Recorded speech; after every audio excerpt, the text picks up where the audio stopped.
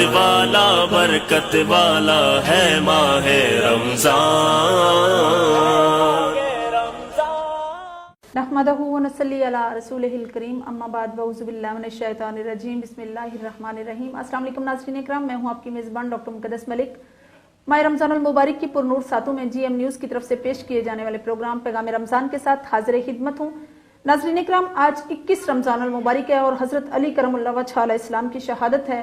اور ہم سب جانتے ہیں کہ مولا کی جو بہادری تھی، جو جنگجو تھے، اس کی کوئی مثال نہیں ہے. آپ نے ہر میدان میں، ہر جنگ میں، ہر غزوہ میں نبی کریم صلی اللہ علیہ وآلہ وسلم کا ساتھ دیا اور فاتح خیبر بنے اور شیر خدا کا لقب ملا آپ کو. تو آج ان کی شہادت ہے. ان کی شہادت کی وساطت سے میں اللہ پاک سے دعا کرتی ہوں کہ اللہ پاک ہم کل عالمین کو، تمام عالم انسانیت کو کرونا جیسی وبا، عالمی وبا سے محفوظ کرے. آمین الہی آمین. آج رمضان المبارک میں ہمارے مہمان ہیں، پیغام رمضان کے جو ہمارے مہمان ہیں، پروفیسر انجینئر سید محمد ہارون بخاری صاحب. السلام علیکم جی. وعلیکم السلام ورحمۃ اللہ وبرکاتہ.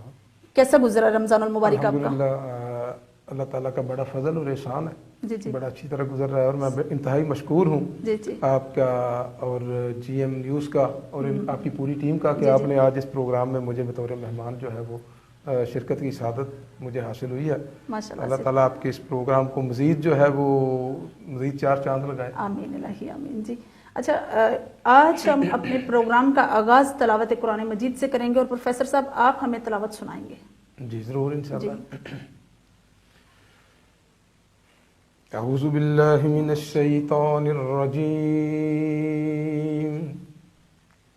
بسم اللہ الرحمن الرحیم.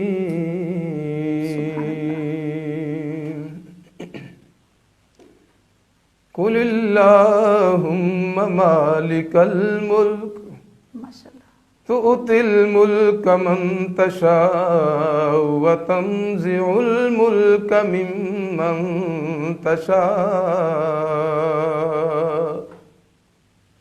وتذل من تشاء وتعز من تشاء وتذل من تشاء بیدک الخیر انک علی کل شیء قدیر. تولج اللیل فی النہار وتولج النہار فی اللیل وتخرج الحی من المیت وتخرج المیت من الحی وترزق من تشاء بغیر حساب. صدق اللہ العظیم. جزاک اللہ جزاک اللہ. ماشاءاللہ سے بہت اچھی تلاوت فرمائی آپ نے. اچھا، ذکر خدا کریں اور ذکر نبی نہ کریں، ہمارے منہ میں ہو ایسی زبان خدا نہ کرے. تو اسی طرح ہم پروفیسر صاحب سے نعت رسول مقبول بھی سنتے ہیں. جی پروفیسر صاحب. پہ کرے دل ربا بن کے آیا، روح ارض و سما بن کے آیا، سب رسول خدا بن کے آئے، وہ حبیب خدا بن کے آیا، وہ حبیب خدا بن کے آیا. اور حضرت آمنہ کا دلارا، وہ حلیمہ کی آنکھوں کا تارا، وہ حلیمہ کی آنکھوں کا تارا، وہ شکستہ دلوں کا سہارا، وہ شکستہ دلوں کا سہارا، بے کسوں کی دعا بن کے آیا، سب رسول خدا بن کے آئے، وہ حبیب خدا بن کے آیا، اور دستے قدرت نے ایسا سجایا، دستے قدرت نے ایسا سجایا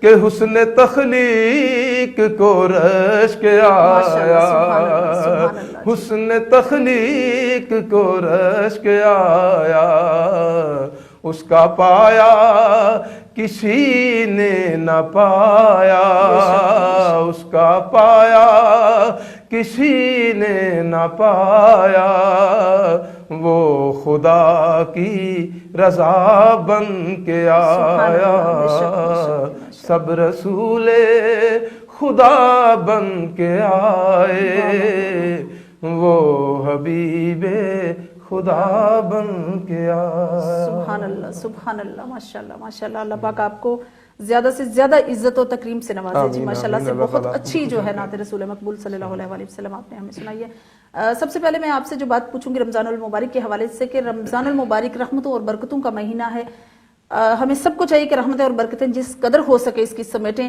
تو کون سی ایسی عبادات ہیں جن کا اجر و ثواب اللہ پاک نے بڑھا کر دیا اس ماہ میں؟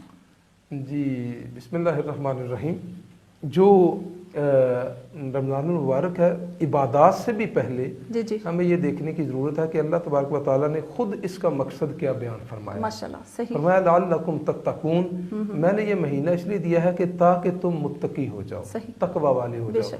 تو پہلی تو ہے کہ نیت حصول تقوی کی ہو، عبادات سے بھی اذکار سے بھی پہلے نیت حصول تقوی کی ہو، اور تقوی یہ ہے کہ ہر وہ جگہ جہاں اللہ نے حاضر ہونے کا حکم دیا ہے وہاں سے بندہ غیر حاضر نہ ہو، اور جہاں سے اس نے منع کیا وہاں پر حاضر نہ ہو۔ تو اصل تقوی گناہ سے بچنے کا نام ہے، گناہ سے بچنے کا ارادہ پہلے کرے، پھر عبادات کی طرف متوجہ ہو، تو پھر ہر عبادت نورن علی نور ہو جائے گی۔ اور یہ ماہ مقدس وہ ہے جس پہ اللہ تبارک و تعالیٰ نے یہ ہم سے وعدہ فرمایا اپنے حبیب کریم صلی اللہ علیہ وسلم کی زبان اقدس سے کہ اگر تم یہاں اس میں فرض ادا کرو تو میں 70 گنا زیادہ 70 فرضوں کا ثواب عطا کروں گا، اگر نفل پڑھو تو میں فرض کے برابر درجہ عطا کروں گا، اور اگر تم اس میں جو ہے خیرات صدقہ اور زکوٰۃ کرو تو وہ عام دنوں کی بنسبت 70 گنا زیادہ اس کا ثواب ہوگا۔ تو اس میں جو عشرے اللہ تعالیٰ نے ہمیں عطا فرمایا، آخری عشرے کا آغاز ہو گیا ہے، یہ جہنم سے آزادی کا عشرہ ہے۔ پہلا اللہ کی رحمت سے بیٹھنے کا تھا، دوسرا جو تھا وہ اللہ سے مغفرت مانگنے کا تھا، اور تیسرا جہنم سے آزادی کا ہے۔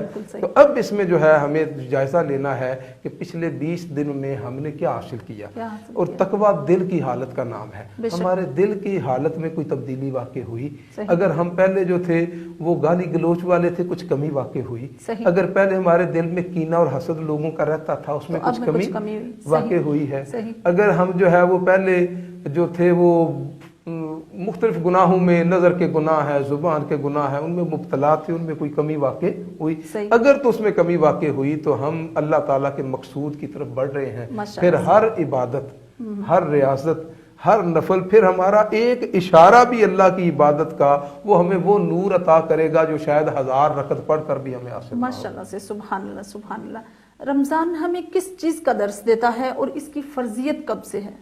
جی رمضان مبارک جو ہمیں درس تو یہی عطا کر رہا ہے کہ اللہ تعالیٰ کی محبت کو ہم اپنے اندر اجاگر کریں، اور اللہ کی مخلوق کی محبت کو اپنے اندر اجاگر کریں، کیونکہ وہ کسی نے کیا خوب کہا ہے کہ آدم کی کسی روپ میں تحقیر نہ کرنا، پھرتا ہے زمانے میں خدا بیس بدل کر۔ تو اللہ تبارک و تعالیٰ نظر خود آنے سے پاک ہے، لیکن وہ اپنی مخلوق میں ہی جلوہ گر ہوتا ہے، تو اس کی جو مخلوق ہے اس کی قدر کرنا، اس کے حیا کرنا، جیسے ہمارے آقا علیہ الصلوۃ والسلام نے اس کے اس طرح فرمایا کہ اے خانہ کعبہ تو بڑی عزت والا ہے، بڑی شان والا ہے، لیکن مجھے قسم ہے اس رب العزت کی جس کے دستے قدرت میں مجھ محبت کی جان ہے صلی اللہ علیہ وسلم، کہ یہ جو मोमिन का इज्जत और एहतराम है ये तुझसे ज्यादा है। बेशक, तो मोमिन की इज्जत और एहतराम करना, और यही हमें तकवा तक लेकर जाएगा। बेशक। और असलन जो है वो दिल पर यही चीजें छाई होती है कि हमारे अंदर नफरत रहती है, हसद रहता है,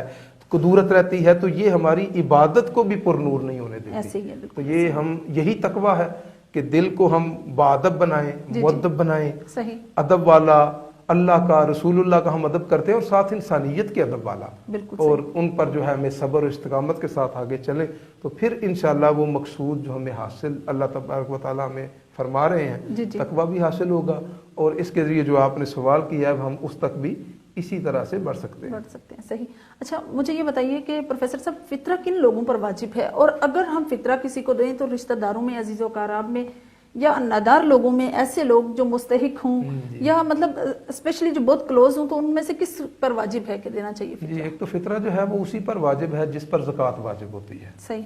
यानी कि जिसके पास जो है वो 7.5 तोले सोना या 52.5 तोले जो चांदी है उसके बराबर माल हो, और घर की ज़रूरियात से ज़्यादा हो, अच्छा, ये माल जिनके पास हो उन पर फितरा वाजिब है। इससे कम माल वाले देना चाहें तो उसके लिए फजीलत है। अगर वो देखें कि हम, ये नहीं कि बाकी पर मना है, अगर वो देखें कि हमारा निसाब तो नहीं बनता ज़कात का, लेकिन हम फिर भी इतना है कि हम दे सकते हैं, तो उनको देना चाहिए। लेकिन हर वो बंदा जो साहिब निसाब नहीं है, सही, जो इतना माल नहीं रखता जो ज़कात देने के लिए लाजिम है, उससे कम माल वाले हर एक को दिया जा सकता है, सिवाय अपने नीचे जो रिश्ते, यानी बेटे पोते बेटी, बेटा बेटी, पोता पोती, नवासा नवासी, उन तक नहीं। इस ऊपर दादा दादी, माँ बाप, दादा दादी, नाना नानी, उन तक नहीं जाता। बाकी सारे रिश्तों तक हो सकता है, बहन भाई पर जा सकता है। अच्छा, अगर वो आपके ज़ेरे कफालत ना हो, अगर आपके ज़ेरे कफालत है तो फिर उनको भी नहीं लगेगा। अगर वो अपने घर बार वाले हैं, बहन भाई जो है वो उनमें कोई कमज़ोर है, भांजा है, वो भतीजा है, भतीजी है, भांजी है, इन रिश्तों पर, खाला पर, फुफ्फो पर, इन पर रिश्तों पर लग जाता है। अगर वो आप ज़ेरे कफालत ना हो तो उनको फितराना दिया जा सकता है। देखना भी यही चाहिए कि अगर इनमें कोई मुस्तहिक हो तो पहले उस तक पहुंचना चाहिए। फल अकरबो, पहले करीब वाला, फिर दूर वाला, अव्वल खेस, बाद सही। अच्छा, मुस्तहिक लोग कुछ ऐसे भी हैं जो फितरा अदा नहीं कर पाते, तो उनके लिए क्या मतलब शराइत वाजिब है, उन्हें क्या करना चाहिए? क्या उन पे कोई मतलब गुनाह वाजिब होता है? नहीं, वो बता दिया ना कि जो साहिब निसाब नहीं है, जिस पर ज़कात वाजिब नहीं है, वो नहीं देगा, उस पर कोई गुनाह नहीं है। अगर वो दे सके तो उसके लिए सवाब और बासे अजर सवाब है, लेकिन अगर फिर कोई लेने वाला भी तो होना है ना। बिल्कुल ऐसे। तो लेने वाला तब भी होगा कि कुछ लोग जो हैं वो इस इस्तात पर नहीं होंगे, तो फिर उनको दिया जाएगा। बिल्कुल सही कहा आपने। अच्छा, आज 21 रमज़ानुल मुबारक है और मौला अली अलैहिस्सलाम की शहादत है। मौला की शान के बारे में, उनके फज़ाइल क्या बयान करेंगे आप?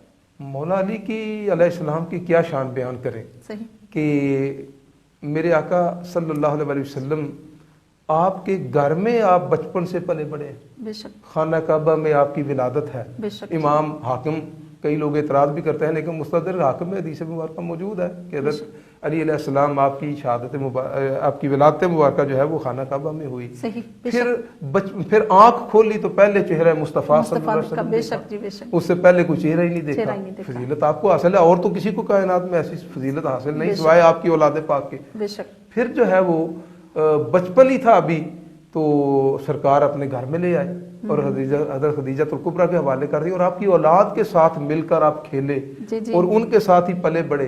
तो जितनी कुर्बत रसूल करीम सल्लल्लाहु अलैहि वसल्लम की मौला अली अलैहिस्सलाम को हासिल हुई है, इतनी कुर्बत मर्दों में से किसी और सहाबी को हासिल नहीं हुई। कि दिन रात पास रहना, तरबियत आपने फरमाई, आपने उठना बैठना सिखाया, इसलिए सबसे ज्यादा मरवियात भी मौला अली अलैहिस्सलाम से माशाल्लाह से। और अभी जो है हमारे इस दौर के जो मुहक्किक हैं शेखुल इस्लाम प्रोफेसर डॉक्टर मोहम्मद ताहिर कादरी, उन्होंने तहकीक करके तकरीबन 12,500 अहादीस हजरत मौला अली की अलहदा करके उसकी मुसनद अली जो है उसको जो है वो सामने मदरसा शहूद पर लेकर आए हैं। उन्होंने कहा कि तहकीक जो है वो मुख्तलिफ तारीखी हवालों से कुछ छुपा रहा है, लेकिन सबसे ज्यादा मरवियात सहाबा में से अगर किसी की है तो वो हजरत मौला अली अलैहिस्सलाम की है।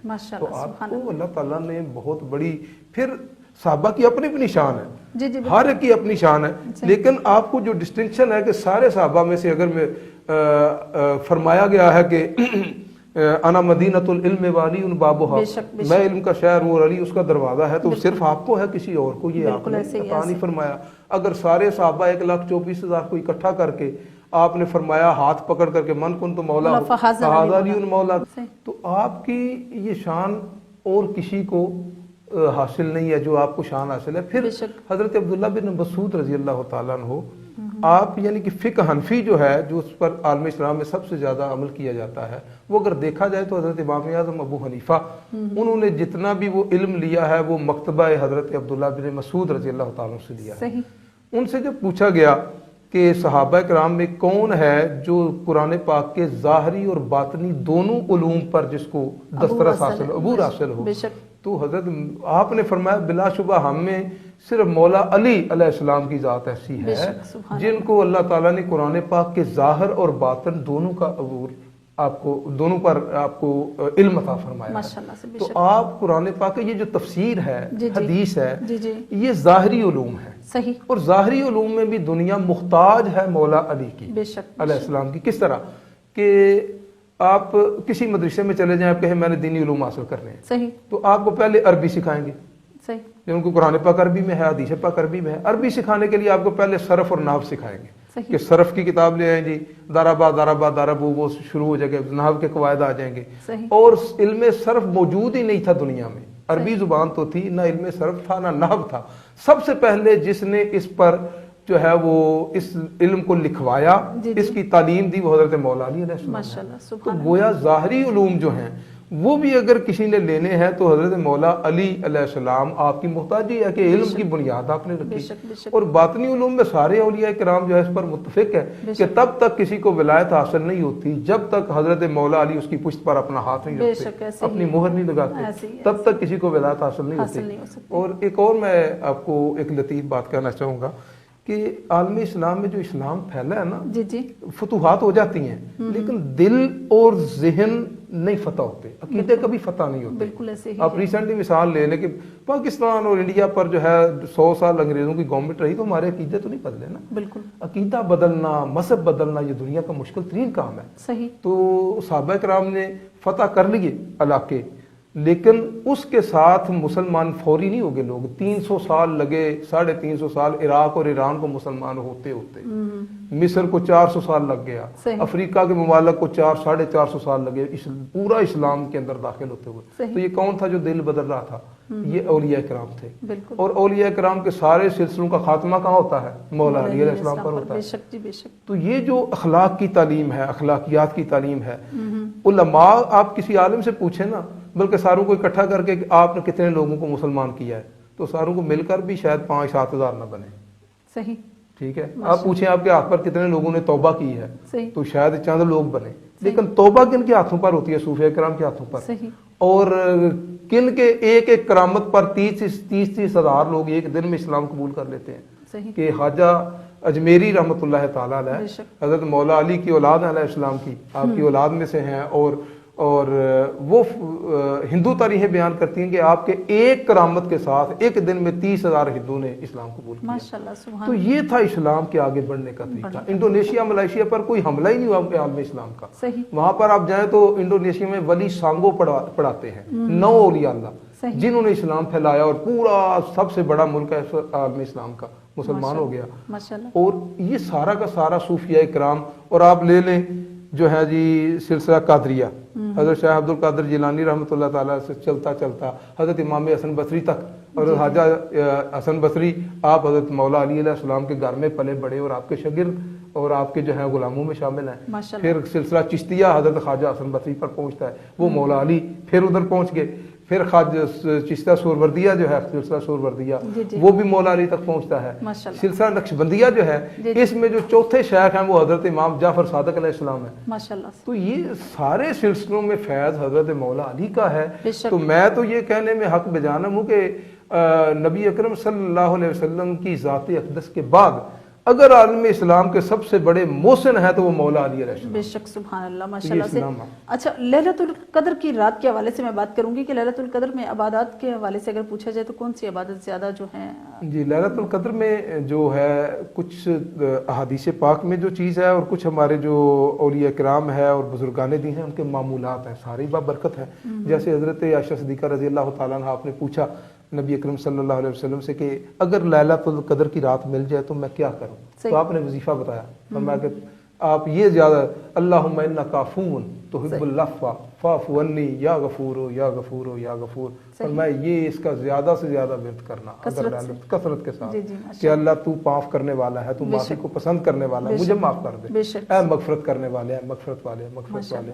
اور پھر آپ نے دیکھا کہ سرکار سجدے میں تھے اور سجدے کے عالم میں آپ بلند آواز سے اور ارد گرد کی آپ کو بالکل خبر نہ تھی کیا، اور آپ اس وقت اللہ کی بارگاہ میں آپ دعا فرما رہے تھے کہ اللہم انی اعوذ بک برضاک من سخطک و معافاتک من عقوبتک، کہ یا الہی میں تیری طرف تیری سختی سے تیری پناہ میں آتا ہوں. ماشاءاللہ. تو یہ جو دعائیں ہیں یہ نہ بھی یاد ہوں تو بندہ اللہ سے معافی مانگتا ہے. باقی جو ہے کہ عبادات کے اندر حضرت نزہۃ المجالس میں ہے، حضرت مولا علی علیہ السلام سے مروی ہے کہ آپ نے ارشاد فرمایا کہ اگر کوئی عشاء کے بعد 7 مرتبہ سورہ قدر کی تلاوت کرے لیلۃ القدر کی رات میں، تو ابھی وہ طاق راتیں ہیں، ہر طاق رات میں کر لینی چاہیے. فرمایا کہ جو بندہ 7 مرتبہ سورہ قدر کی تلاوت کرے گا لیلۃ القدر کی رات میں، اللہ تعالیٰ اس کو قبر کی سختی سے نجات عطا فرمائے، ماشاءاللہ سبحان اس کو معافی عطا فرمائے. سبحان اللہ. اسی طرح نزہۃ المجالس میں ایک اور روایت ہے کہ اگر لیلۃ القدر کی رات میں 4 نفل اس طرح پڑھے جائیں کہ ہر رکعت میں سورہ فاتحہ کے بعد ایک بار سورہ تکاثر اور 3 بار جو ہے سورہ اخلاص یہ پڑھی جائے، تو اس کے یہ جو بندہ نوافل ادا کرے گا اللہ تعالیٰ اس کی موت کو آسان فرما. ماشاءاللہ سبحان. تو جو بندہ چاہے کہ اس کی موت آسان ہو تو وہ اس پر، چونکہ یہ بڑا سب سے شاید زندگی کا اخیر جو ہے سب سے مشکل مرحلہ ہے، تو وہ اس پر کرے. پھر اسی طرح اگر کوئی بندہ چاہے کہ اس کی دعا قبول ہو، تو دعا قبول ہونے کے لیے اس کے لیے جو 4 نوافل اس طرح ادا کرے کہ سورہ فاتحہ کے بعد 3 بار سورہ قدر اور 50 بار سورہ اخلاص. ماشاءاللہ. 50 ایک سلام کے ساتھ کہ درمیان میں اتحیات پورا یوم یقوم الحساب تک پڑھ کر تیسری میں بغیر سلام پھیرے کھڑا ہو جائے اور وہ اس کو پھر سبحانک اللہ سے شروع کرے. یہ اگر 4 پڑھے تو وہ اس کے بعد پھر استغفار کرے 70 مرتبہ، تو جو دعا کرے گا انشاءاللہ اللہ جو حاجت ہوگی اللہ تعالیٰ وہ پوری فرمائے گا. تو اس طرح اور بھی 2 کر کے جتنے نوافل، چونکہ پوری رات عبادت کی ہے، لیلۃ القدر خیر من الف شہر، یہ کہ یہ جو ہے وہ 1000 مہینوں سے افضل ہے. تو یہ تقریباً جو ہے وہ 83-84 سال بن جاتے ہیں. یعنی 83-84 سالہ عبادت سے بہتر ہے کہ ایک رات اس میں کھڑے ہو کر اللہ کی عبادت کی جائے، تو جتنا ہو سکے 2 نوافل کر کے بندہ ادا کرے. ماشاءاللہ سے صحیح. اچھا لاسٹ میں آپ پروفیسر صاحب ہمیں ایک نعت سنائیے اور اس کے بعد انشاءاللہ ہم اپنے پروگرام کے اختتام کی طرف چلیں گے. جی میں اس میں آپ کو نا پنجابی کی ایک نعت سناتا ہوں، میرا اپنا ہی کلام ہے، اس میں شارٹ کر کے اس میں پھر چونکہ حضرت مولا علی کی، حضرت امام علی مقام کی، حضرت خاتون جنت کی شان پر ایک شعر ہے، میں ان پر پھر سیدھا شفٹ ہو جاؤں گا. ٹھیک ہے. مصطفیٰ دی عطا دا اثر ویکھیا، مصطفیٰ دی عطا دا اثر ویکھیا، ایک حبشی نو رش کے کمر ویکھیا، ایک حبشی نو رش کے کمر ویکھیا، اور جسم کمزور حیدر علی مرتضی، جسم کمزور حیدر علی مرتضی، او دے ہاتھ وچ سی خیبر دا در ویکھیا، او دے ہاتھ وچ سی خیبر دا در ویکھیا، مصطفیٰ دی عطا دا اثر ویکھیا، اور جن نے چوسی زبان نبی مصطفیٰ، جن نے چوسی زبان نبی مصطفیٰ، نیز قرآن پڑھدا او سر ویکھیا، نیز قرآن پڑھدا او سر ویکھیا، مصطفیٰ دی عطا دا اثر ویکھیا، اور زہرائے مصطفیٰ دی سواری چلی، زہرائے مصطفیٰ دی سواری چلی،